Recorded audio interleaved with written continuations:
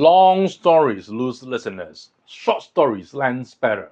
There's always this temptation to share as much information as possible before we tell the actual story. By that time, your audience already loses their attention. Cut unnecessary setup. Jump right to the point. Let the audience fill in the details. For example, I woke up in the hotel. I had no idea which country I was.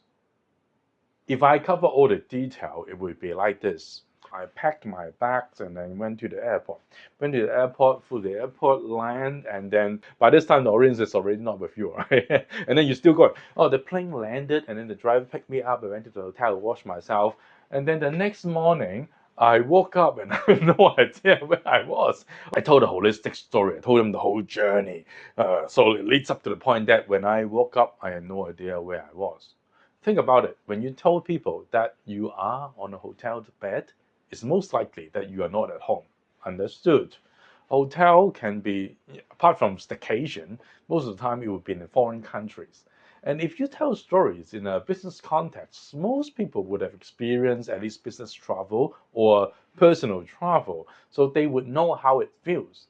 For those frequent flyer may have a similar experience to you that when you wake up, you had no idea which country you were, and they can sense the feeling. So your job is to have a short opening and then explain to those who have not been frequently traveled the frustration of waking up in a hotel without knowing, instead of letting them know how much taxi costs as you go from the airport to the hotel. Another point to note is typically we want to stick to one event or one incident. We are not writing our history book, a biography, or a memoir where you want to lay out your whole history. It's like a Wikipedia of your life, right? You just want to tell us one incident. One incident can be from a few minutes to a few hours. And typically, it would be one event. Something happened in that event, and then you learn something, have a new insight, somehow change you. One incident will be more interesting than multiple incidents combined into a story. Of course, if you have more time, you want to tell one incident, make some points, tell some facts, and then build up to another story, so on and so forth. You can do that, but the essence of one story, typically the ones that you tell in daily conversations, will be around one incident. Tell us that time that you went to a meeting. Tell us that time that you were in the supermarket. Tell us that time that when you were on the beach, when you were on the bus. With one incident, you want to stick to one point.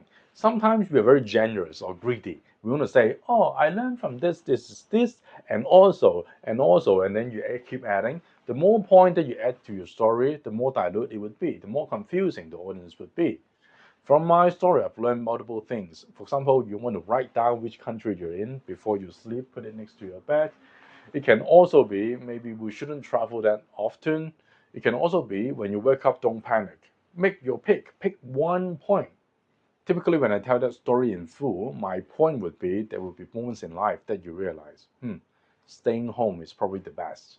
In conclusion, we can keep our stories engaging and interesting as long as we keep it short. Cut out unnecessary details, one incident, and then one point. Have fun in telling business relevant stories.